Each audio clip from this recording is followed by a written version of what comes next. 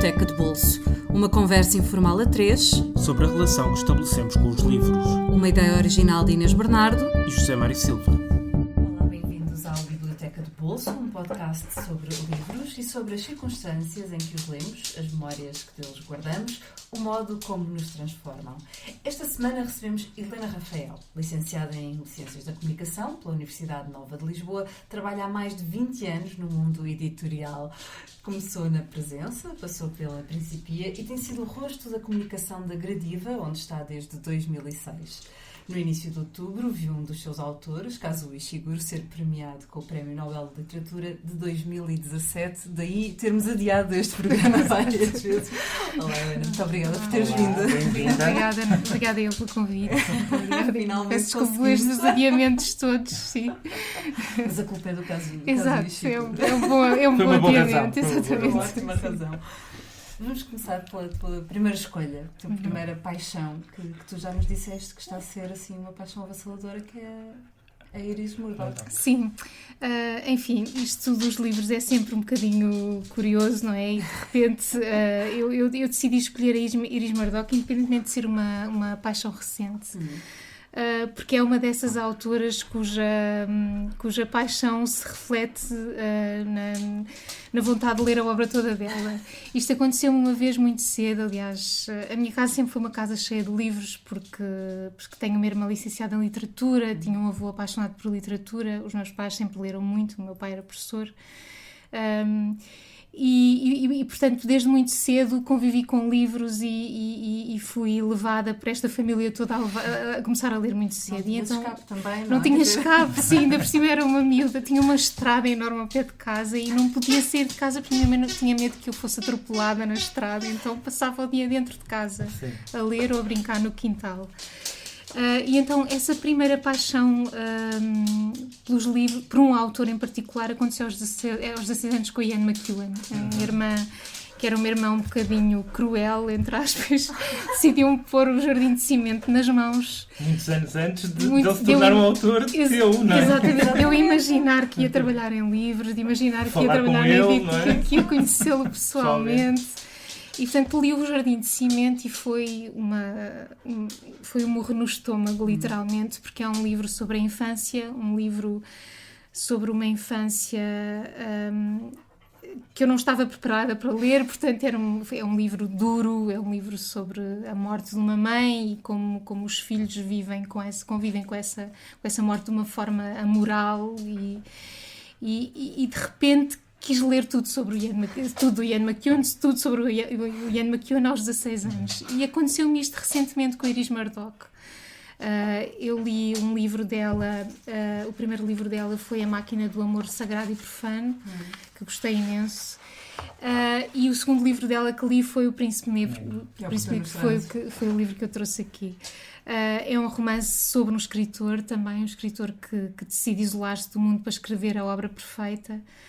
E de repente vê-se enredado em teias familiares com uma história, enfim, complicadíssima. E amores cruzados. Eu estava só a tentar perceber se era um triângulo, um quadrado, um polígono amoroso. Com comportamentos completamente inesperados das personagens. E o que me interessa muito e o que me seduz na Iris Murdoch é a capacidade que ela tem de lidar com o imprevisto e como as personagens dela lidam com o imprevisto e, sobretudo, como ela transporta isso e descreve isso do ponto de vista filosófico. Ela é licenciada em filosofia, tem um doutoramento, salvo erro, em filosofia. Aliás, ela foi orientada pelo Wittgenstein. Incrível, que é incrível, sim. E, portanto, esse lado filosófico dos romances dela seduz-me muito. No momento da minha vida em que também começam algumas questões a colocar-se, não é? Estamos no meio da vida e queremos saber para onde é que queremos seguir e como é que vamos continuar com a nossa vida. E, de facto, os romances dela trazem-me isso. E foi por isso que decidi trazê-la aqui. É sobre um escritor, não é? É sobre um escritor, exatamente, sobre um escritor, sim. E de facto essa capacidade que ela tem de aprofundar as personagens com com o imprevisto e como é que elas se comportam mediante o imprevisto, que no fundo é a vida de todos nós, não é? Sim. E sem ter ali, ainda que ela tenha de sempre, são romances morais, porque ela coloca essas questões do ponto de vista do bem e do mal, mas de facto as personagens são completamente imprevistas e de facto... Tu gostas desse lado de ser completamente surpreendida? Surpreendida e sobretudo desse lado do não politicamente correto, dessa clivagem entre o bem e do mal não ser tão preto e branco. Portanto, ninguém é totalmente bom, ninguém é totalmente mau. E essas personagens que têm esta capacidade de ter comportamentos tão diversos e de não serem só boas ou só más, interessa muito. E acho que ela faz isso muito bem e faz isso de uma forma completamente apaixonante, cria uma história completamente apaixonante. E, de facto, é um livro do qual se sai com uma visão do mundo e das pessoas e da vida muito interessante e muito original. E a própria estrutura, o facto de termos um relato principal e depois termos uma espécie de adendo ou post-script das várias personagens que estão implicadas e tem uma visão necessariamente diferente. Sim, é incrível. A estrutura do romance é incrível. Portanto, quer os prefácios, quer os pós-fácios. Portanto, o livro termina com a leitura que todas as personagens envolvidas no livro fazem daquilo que aconteceu à personagem principal. Sim. E a personagem principal tem uma história incrível e tem um fim completamente inesperado. E essa leitura diferente de cada personagem é também uma grande surpresa do livro e leva-nos a perceber que, de facto, a verdade não está em cada um de nós, mas se calhar um bocadinho em cada um de nós. E, portanto, o livro é surpreendente, é extremamente bem escrito. E de facto essa estrutura é muito sedutora e muito surpreendente. Depois deste continuaste a ler mais? Sim, mais. agora estou a ler o terceiro, que é o Mar, que é o livro que ganhou o Booker. E entretanto fui ao Fólio e já trouxe mais um da Iris Murdoch que vou ler seguramente a seguir. Tens muito, porque ela tem 40 livros. Ela é uma... E além dos ensaios. Portanto, agora vou terminar os romances e depois seguirei para os ensaios. Sim. Mas costumas fazer isso com os escritores que te apaixonam ou é raro? É sim, eu já estava há pouco a dizer que aconteceu com o Ian McEwan. Não é muito raro, eu gosto de ler autores diversos. E gosto não só de ler ficção, mas também de não ficção. Sim. E muito de poesia, claro. Mas assim, desta maneira, aconteceu muito com o Ian McEwan e com ela. E aconteceu-me agora, e é uma paixão tardia, porque quando se trabalha em livros a tendência é para ler muita coisa de autores muito diferentes e também um pouco para estar a par das tendências e do que é que... E, de facto, nenhum destes livros é recente, não é? Nenhum destes livros é recente e, de facto, assim com esta intensidade já há muito tempo que não me acontecia. Isso é muito bom também, porque já são muitos anos a trabalhar com livros e apaixonada por livros, mas assim desta maneira como se fosse um primeiro amor, com uma grande intensidade. Isso é muito bom, É bom saber que pode voltar a acontecer. Pode voltar a acontecer, E que tem espaço para que possa voltar a acontecer com outros autores. Exatamente, exatamente. Sim. Mas como é que tu chegaste à Iris Murdoch? Foi uma recomendação de alguém? Foi alguém que te disse, tu tens de ler isto? A grande paixão pelos livros e a grande paixão pelo mundo de edição tem sido também resultado das pessoas que tenho conhecido por trabalhar neste meio. Sim. E de uma maneira ou de outra o acesso a alguns autores tem sido feito pelas pessoas que tenho conhecido. E por acaso, no caso da Iris Murdoch, foi uma sugestão de um amigo e de repente, pronto, abriu-se um novo mundo. E isso é mas muito... o amigo também sabia que tu ias gostar. Sim, não é? provavelmente. Sim. Isso é muito interessante no mundo dos livros. E eu acho que é muito interessante no mundo dos livros, não só pelas nossas relações pessoais, mas também pela forma como nós conseguimos apaixonar um leitor da editora, que pode cruzar-se na editora onde nós trabalhamos, que é o meu caso, e nós podemos apaixonar um leitor apenas pelo passo-palavra. Eu acho que isso é a grande paixão e é isso que me move e que me interessa. essa capacidade de comunicar aos outros aquilo que um livro nos pode dar, e eu acho que isso funciona muito bem com o Passo-Palavra. Acho que a melhor maneira de continuar a dizer que os livros devem ser lidos e que este autor deve ser descoberto é essa... o mais eficaz. Os grandes eu acho sucessos nascem sempre desse efeito, não é? Sem desprimor para o crítico literário, exatamente, crítica. Sim. Eu gosto muito de fazer a experiência no Feira do Livro, quando estou lá. E gosto muito de estar do lado de lá da banca, precisamente porque, de facto, é a ocasião em que o editor sente que pode continuar a apaixonar e a criar leitores, precisamente por este gosto que tem pelos livros, que acho que é de facto. Até porque as pessoas procuram recomendações, não sim, é? Sim. Não sei se também sentes isso na Feira do Livro, que as pessoas procuram... Cada vez mais. Eu gosto disto e agora o que é que eu leio a seguir, não é? Sim. O que é que eu faço? Este autor morreu, já não escreveu mais nada. O que é que eu vou ler a seguir? O que é que me vai aproximar? Eu acho que isso faz cada vez mais sentido nos dias que correm. Publica-se muito. E as pessoas ficam muito perdidas no meio de tanta oferta, não é?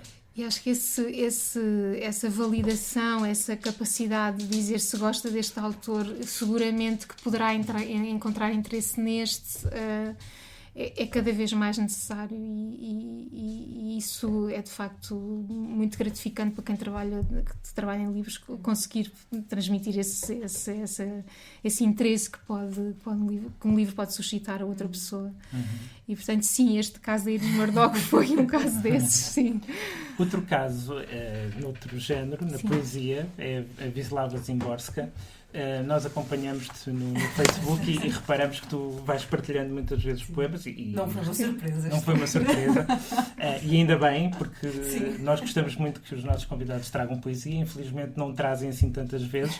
E de facto esta é uma poeta que a mim me maravilha.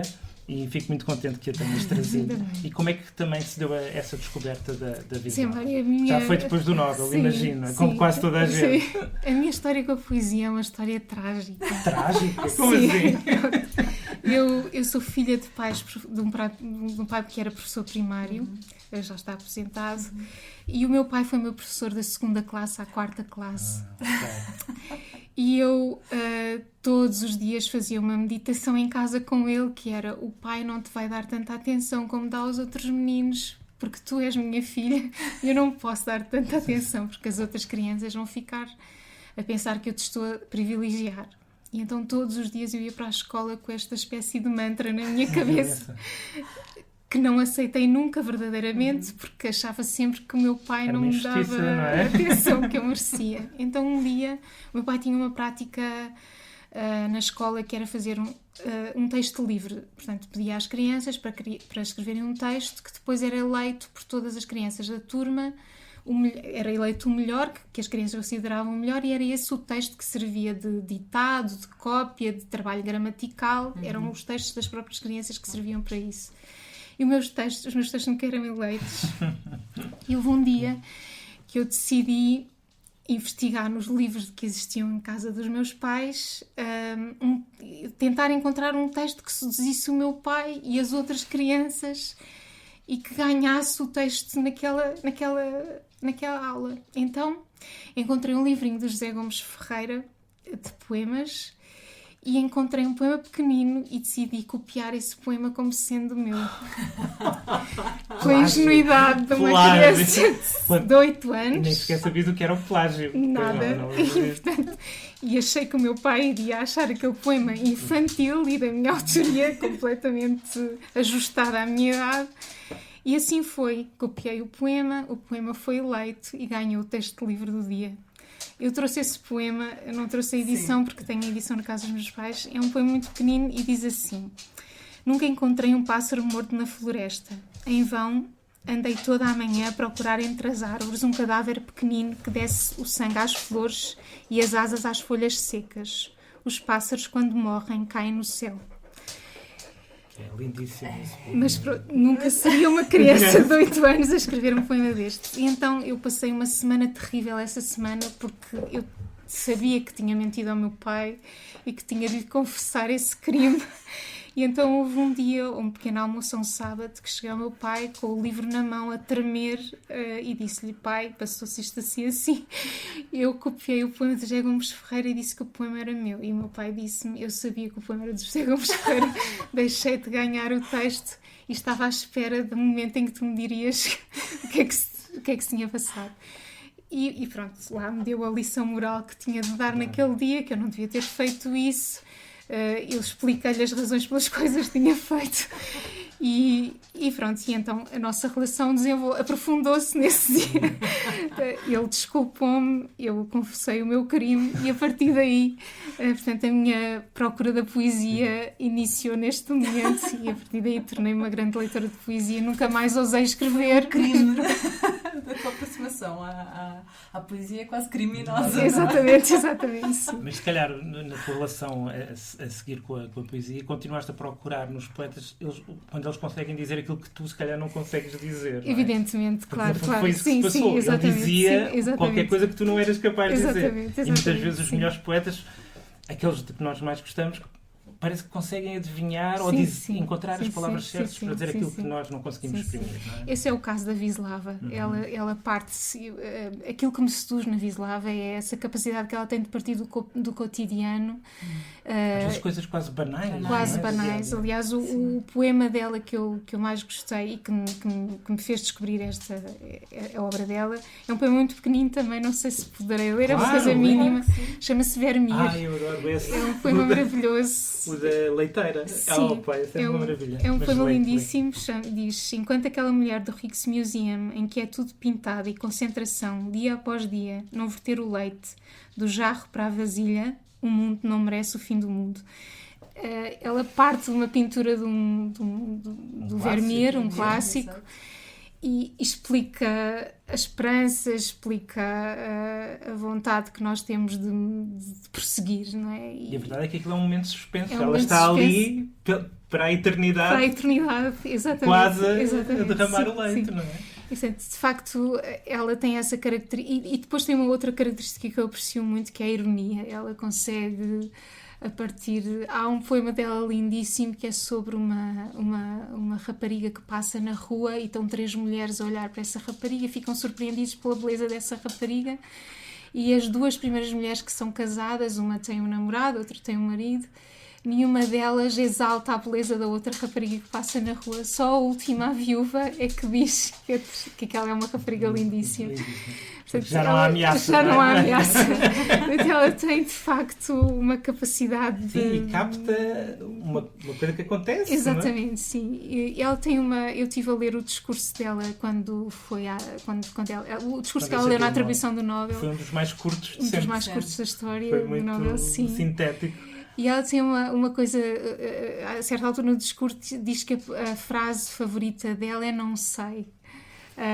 E ela acha que todos os cientistas, toda a história do progresso do mundo passa por essa capacidade de dizer não sei. E a poesia dela também é um pouco assim, ela está aberta, analisa o cotidiano, analisa o mundo e parte daí para uma visão das coisas e do mundo muitas vezes surpreendente. Este poema do Vermeer é de facto isso, não é? Como é que a partir de um quadro ela consegue inverter os termos e está-nos a dar... E agora já não conseguimos olhar para o quadro sem da pensar mesma no maneira, poema, exatamente, não é? Exatamente, sim. Portanto, de facto, é uma poeta que eu sigo, que ela escreveu muito pouco e não escreveu muito, mas de facto foi uma paixão que começou com o Nobel e que não acho que não passo nenhuma semana sem ler poemas dela. Embora seja muito sofisticada enquanto poesia, é ao mesmo tempo muito simples, ou seja, não é críptica nem opaca, são mesmo até gramaticalmente é muito simples, é muito fácil de perceber. Qualquer pessoa pega num poema dela e percebe. Sim. Ainda que tenha de facto essa mas capacidade. É muito sofisticada, muito requintada. Muito requintada, exatamente. Não sei se há mais algum poema que tu gostasses. Há um poema dela que eu gosto muito, que é um poema de amor. Aliás, eu não sabia disso recentemente, até quando estava a falar sobre a estudar, enfim, a minha vinda aqui. que há um poema dela que inspirou a trilogia do Kieslowski. Sim. Que é, chama-se... É das cores, não é? O vermelho, Sim. Há um poema dela que esteve na origem, inspirou o Kieslowski. Eu não sabia disto, soube há pouco tempo. É um poema dela, também um poema de amor, que, enfim... Já não me recordo exatamente qual foi o poema, mas, enfim, fiquei a saber isso. Estamos a falar do livro Instante, não é? Que foi publicado na Sim, a Relógio d'Água, sim, a Relógio d'Água tem uma boa... E este poema chama-se? Este poema que vou ler chama-se O Primeiro Amor. É um poema lindíssimo, mas também um pouco triste, enfim. Mas dizem que o primeiro amor é o mais importante. É muito romântico, mas não é o meu caso. Algo entre nós houve e não houve. Deu-se e perdeu-se. Não me tremem as mãos quando encontro pequenas lembranças, aquele maço de cartas atadas com um cordel, se ao menos fosse uma fita. O nosso único encontro, passados anos, foi uma conversa de 2 cadeiras junto a uma mesa fria. Outros amores continuam até hoje a respirar dentro de mim. A este falta fogo para suspirar. No entanto, sendo como é, não lembrado, nem sequer sonhado, consegue o que os outros ainda não conseguem. Acostuma-me com a morte. Este foi um lindíssimo. Aliás, a morte é um tema que ela depois acabou por falar. Aliás, ela morreu de cancro. E é um tema que é muito presente na poesia dela também, com alguma ironia também. Ela foi dialogando com a morte antes dela chegar. Dela chegar. E às vezes também com ironia, quase gozando com a morte. A parte da ironia nela é muito... Eu acho isso surpreendente, porque de facto... Mas tudo sobrevive muito bem à tradução, não é? Porque eu não sei polaco, nunca conseguiria compreender no original, mas mesmo nas várias traduções... Completamente de acordo. Sim. E de facto essa parte da ironia dela é muito surpreendente e muito interessante, porque ela lida com temas que de alguma forma são temas sérios e que nos incomodam e que nos fazem pensar, e inverte de facto os termos e permite-nos olhar para as coisas com um olhar diferente. Isso é muito, muito interessante mesmo. Estávamos a falar da morte e agora vamos passar para o extremo oposto da vida, para a infância e para o terceiro livro que nos trazes, que é o Frederico, do Leo Lionni. Sim. Os livros... passam por etapas, não é, na nossa vida, e a maternidade faz com que os livros readquiram uma nova força e um novo entendimento. De facto, a maternidade, no meu caso, também trouxe este novo olhar para os livros. Houve muitos livros meus que eu passei à minha filha, A Menina do Mar, da Sofia de Melprenner, que é a minha edição, sim. Muitos outros, O Romance da Raposa, do Aquilino, O Amor, do Edmund da Amici, sim. Muitos outros têm passado das minhas mãos para ela. Mas há um livro que eu descobri já com a minha filha, já aqui na minha vida, numa editora que eu aprecio e acompanho muito, que é a Calandraca. E é um livro que... é um livro dos anos 60. Este autor tem uma história engraçada. Ele nem sequer é de literatura, ele é formado em economia. Mas era um grande contador de histórias, e um dia numa viagem de comboio ia com os netos e decidiu começar a contar uma história com bocadinhos de tecido. Aliás, a ilustração dele também usa muito o tecido e os bocadinhos de materiais. E começou a contar histórias, e de repente a vida dele mudou à custa dessa capacidade de contar histórias e esse talento. Este livro é um livro que conta a história de um grupo de ratinhos que vivia alegremente num muro e que todos os verões juntavam comida para sobreviverem durante o inverno. Mas havia um ratinho em particular que não colaborava com os outros ratinhos e que passava o tempo todo parado a pensar e quieto, e não ajudava os outros ratinhos a recolher as provisões para o inverno. E os outros ratinhos, curiosamente, não o criticavam, mas perguntavam-lhe sempre porque é que ele estava tão quieto e não ajudava. E ele começou a dizer que estava a arrecadar palavras, sensações e cores para o inverno. Os outros ratinhos não compreendiam muito aquilo, mas lá o deixavam conviver com esta ideia. E, entretanto, veio o inverno, as primeiras previsões duram durante algum tempo, mas começam a escassear e o ratinho Frederico é chamado pelos outros companheiros a dizer: então, e agora que não temos comida, o que é que nós fazemos com aquilo que tu andaste a amealhar durante o verão? E ele revela todo o seu talento e começa a fazê-los imaginar, a ter sensações de calor quando está frio, a imaginar as cores da natureza quando eles estão tristonhos e com fome, e a contar e a dizer poemas, que no fundo foi aquilo que ele teve a fazer durante o verão todo, que foi a recolher as palavras para entreter o restante grupo quando os tempos difíceis começaram a instalar-se. No fundo é um livro que diz que a poesia, a arte e a imaginação são tão importantes como a comida e as coisas básicas. Imagino que tenhas lido muitas vezes a tua filha, não? Sim, portanto isto é uma espécie de manifesto para com a minha filha, de que a vida não é só as coisas... E pelos vistos funcionou, pelo que eu percebo mesmo da reação que ela teve agora à questão dos incêndios, não é? Sim. Ela teve... A minha filha começou a ler tarde. Foi uma criança que entrou aos 5 anos na escola e, portanto, demorou a começar a ler, para grande desgosto meu, que achei que na altura ela não se ia tornar uma grande leitora, mas agora é uma grande leitora, felizmente. E no início ela não entendia muito bem este livro. Ficava sempre muito preocupada porque é que o outro ratinho não trabalhava, porque realmente a parte da comida era muito importante. Enfim, do alto dos seus 5 anos achava isto. Mas à medida que o tempo vai passando, e este é um livro que nós lemos recorrentemente em casa, ela já lê sozinha. Aliás, um momento marcante da minha vida como mãe foi o momento em que ela começou a ler em silêncio, porque deixou de precisar de mim para ter acesso aos livros. Tem assim, um grande passo. Sim, mas ao mesmo tempo é um passo muito bonito. É um passo muito bonito. O momento em que eles, de facto...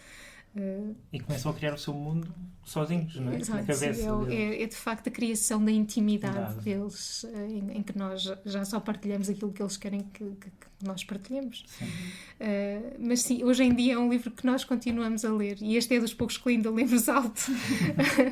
e ela já tem um olhar diferente sobre o livro. Sim, já, completamente diferente, e é uma espécie de legado que eu lhe deixo, a mensagem deste livro. Espero que sirva para os meus netos. Exato, que ela também passe como tu passaste os teus, não é? Sim. E pronto, e com este ratinho e com este manifesto. Muito bonito, sim. Sim, que nós subscrevemos por completo. Vamos terminar. Vamos recordar que O Príncipe Negro, de Iris Murdoch, e Instante, de Wisława Szymborska, são ambos da Relógio d'Água. O Príncipe Negro está disponível por cerca de 17€ e Instante por cerca de 10. E Frederico, de Leo Lionni, é um belíssimo livro da Calandraca, está disponível também por 17€. Para a semana regressamos. Até lá, sigam-nos nas nossas redes sociais em facebook.com/Biblioteca de Bolso. E ouçam-nos através do SoundCloud, do iTunes ou qualquer outro programa de podcasts da vossa preferência. Helena, muito obrigada por vir. Eu também, obrigada. Sim, esperemos que ninguém ganhe uma novela assim tão rapidamente, porque só um por ano. Sim. Mas soube muito bem. E podem já procurar os novos livros do e as novas edições que estão a sair pela Gradiva. Para quem nos ouve, até para a semana com um novo convidado. Até para a semana.